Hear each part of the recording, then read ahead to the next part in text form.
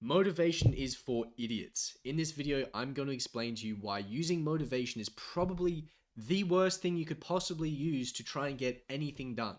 I'll show you exactly how you can actually get crazy results without any motivation at all.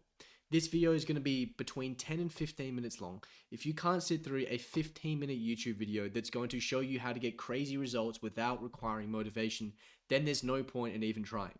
That being said, let's get into the video. Motivation is for idiots. I really hope that by the end of this video, none of you are using motivation to try and accomplish any of your goals, because it is the most ineffective way of getting anything done that you can possibly imagine. So what is motivation? Well, motivation is fundamentally just an emotion that makes you want to do something. That's all that motivation really is.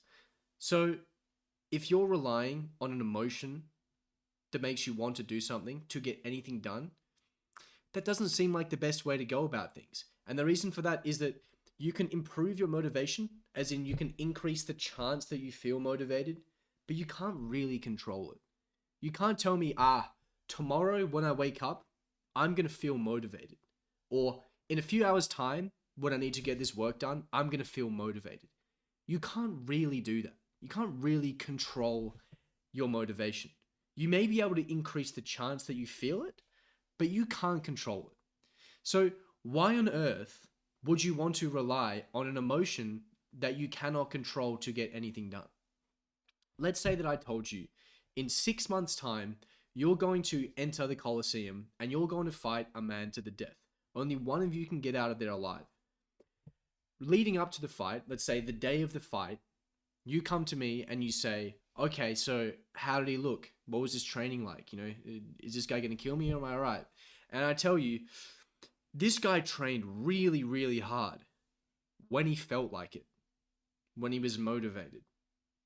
You're going to be thinking, fantastic, I'm probably going to kill this guy. But then if I told you, this guy trained every single day, really, really, really hard, regardless of how he felt, you are probably going to be shitting yourself. You're probably going to be thinking, I'm about to get killed. That's because this guy doesn't rely on motivation. He doesn't rely on an emotion that he cannot control. And if you relied on an emotion that you cannot control, you would be absolutely screwed, okay? So if I use the example of a stock, of a share price, okay? Finally, my finance degree is going to come to some use here. So the value of a stock, realistically, is determined by the expected return that you're going to get from that stock and the risk of that stock, or the standard deviation. Those are the only two variables that are going to influence the value of the stock, which is essentially the value of a company, right? The most valuable stocks are going to have incredibly low risk and incredibly high return. This would be like an absolute unicorn stock. And on the opposite end of the extreme, an absolute dog turd stock would have incredibly high risk and incredibly low return. And this would be a very low value stock. On the other hand, this would be incredibly valuable. Now, the reason for that is not only is the potential for a big outcome really, really high, but the risk is really, really low. Meaning the chance that this outcome is not going to happen is incredibly low. So if you're trying to build a business, okay, for example, then building this business, this may be a business that you know can grow to $1 million, $10 million a year, right? That's the expected return, or the potential return. But the chance that you're going to get there is the risk. And if for you to get to this expected return, you would have to be working pretty damn hard, basically every day for 2 years, okay? Or 5 years, or 10 years, right? And you told me that I rely on motivation. I rely on an emotion to get anything done. Your risk is going to be incredibly high, because that means that every day, the outcome, or you actually getting any work done, is going to be dictated by an uncontrollable emotion, by an emotion that you cannot control whatsoever, that is going to significantly increase the risk. Whereas if I said, I'm going to wake up and I'm going to do the work every day for 10 years, regardless of how I felt, now, all of a sudden, the risk is a whole lot lower. When you go into, for example, if you're trying to start a business, you already have to take on significantly more risk than you would if you were just doing a random 9 to 5 job, right? You basically just take a salary, like you're going to go to work, at 9 a.m. and get home at 5 p.m. You're going to get paid every 2 weeks, right? It's pretty low risk, but you also don't have a super high potential outcome at the top. There's only so much you can get paid. There's only so valuable you can be as an employee. So you probably understand, if you're starting a business, that you have to take on a little bit of risk to get these high returns. But why would we add extra risk into the business?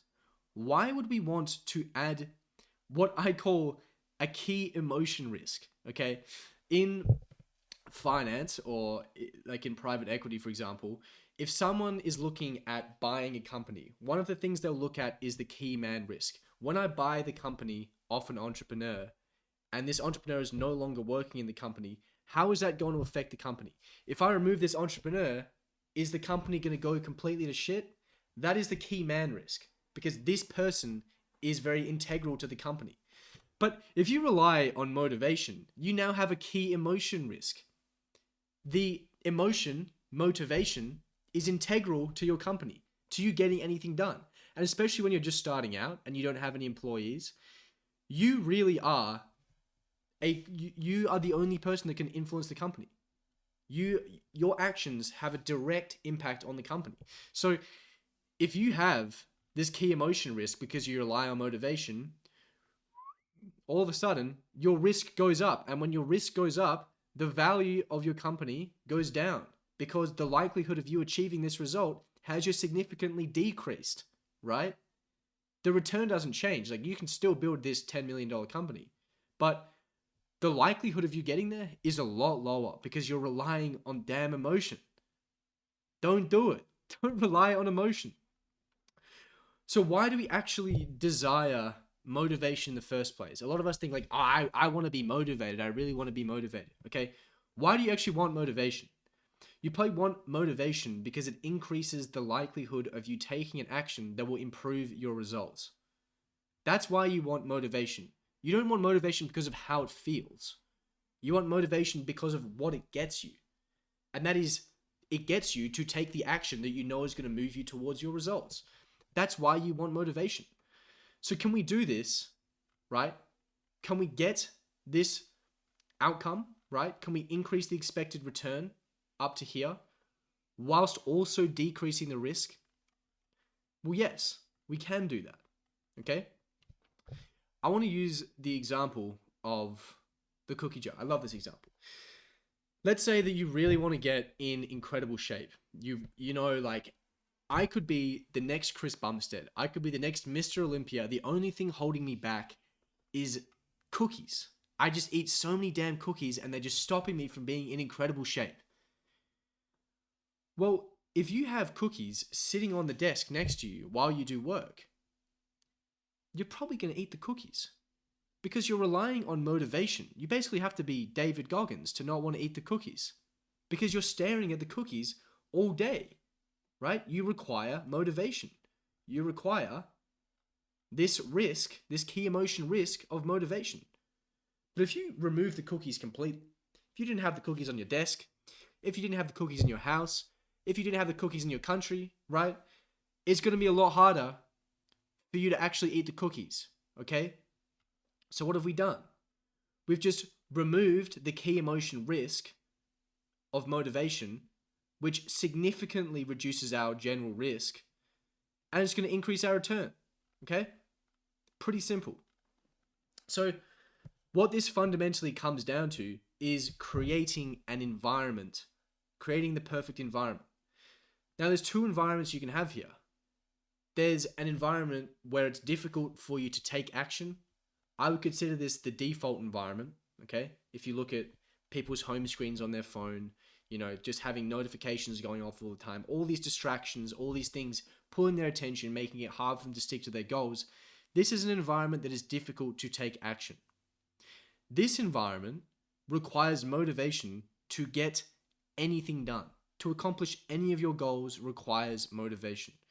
On the other hand, you might have an environment that is difficult to do anything that is not action, that is not moving you towards your goals. This environment would require motivation for you to not move towards your goals. Which environment would you rather be in? I know I would probably prefer to be here.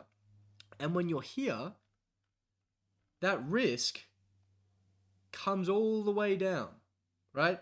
Because you're not relying on motivation. You're not relying on an emotion. And when you don't have that risk, the likelihood of you achieving the result that you want to achieve goes up significantly, right?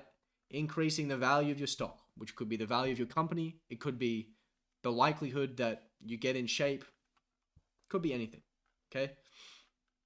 So we've talked about how you can actually decrease this risk, remove the motivation, but it can be nice to have motivation, right? It can be nice, and I've told you there's a way of increasing it, and there absolutely is. So there was a study done on rats where they essentially severed the nerve in the brains of the rats that produce dopamine. So these rats would produce zero dopamine. What would happen is the scientists could place food on the other side of the cage from the rats. The rats would not move. They would not cross the cage to eat that food, like to eat this cheese. They wouldn't cross the cage to eat it. Unless the scientists literally hand-fed the rats, put food in the rats' mouths, they would not eat. And these rats would die of starvation. They had zero dopamine. AKA, they had zero motivation. So when you look at this, you might be thinking, okay, well, if I want to increase my motivation, then I probably need to increase my dopamine. Yes. The issue is that we're not doing that. In fact, most of us are doing the complete opposite of that. We're actually destroying our dopamine. So you have a dopamine baseline. This is a normal level of dopamine, your tonic level, which you have throughout the day. What happens if you wake up and you immediately go on your phone, for example, and start scrolling, right? And then it's at breakfast time, you're eating breakfast, and you're on TikTok, okay? And then you're on the train, you're on your way to work, you're on your way to school, and you start playing games on your phone, right? And then you get home and you start watching Netflix because it's been a hard day of work. You're getting these huge hits of dopamine, these massive, massive, massive spikes. And what's going to happen is your brain is going to go, this doesn't seem normal. This is a bit strange that you're getting this much dopamine. This is not natural at all. So what it does is it decreases your baseline dopamine for absolutely everything. So these spikes now seem normal. Okay? Now this is just within the normal range. So when you're getting these hits all the time, it now just becomes your new normal. The problem is when you try to do anything that isn't these big spikes, right? For example, if you try to actually work on your business, just miserably low dopamine. Just seems incredibly unenjoyable, right? Same thing if you're exercising. Just incredibly low dopamine, incredibly unenjoyable. And what happens if you don't feel the dopamine? If you don't feel good when you do something? Well, you're probably less likely to do it because it's not enjoyable, it's not rewarding. Certainly less enjoyable than just sitting on your ass and scrolling through your phone. So you're going to be less likely to do this stuff. You're reinforcing yourself to do bad behaviors, and you're making it more difficult for yourself to do good behaviors. And as a result, you've destroyed your dopamine. Your dopamine is all the way down here, almost like this rat, right? So the solution to this is that you need to start to eliminate this dopamine. You need to start removing these big hits. You need to start removing the scrolling. You need to start removing the video games. You need to start removing the binge watching, removing the junk food. And what happens is you're only really left with, like working on your business and working out, maybe seeing some friends, eating healthy foods, okay? And your brain's going to be like, well, now you're just at suicidally low levels of dopamine. We're going to have to bring this up because this doesn't seem normal. So it's going to bring your baseline up. Okay.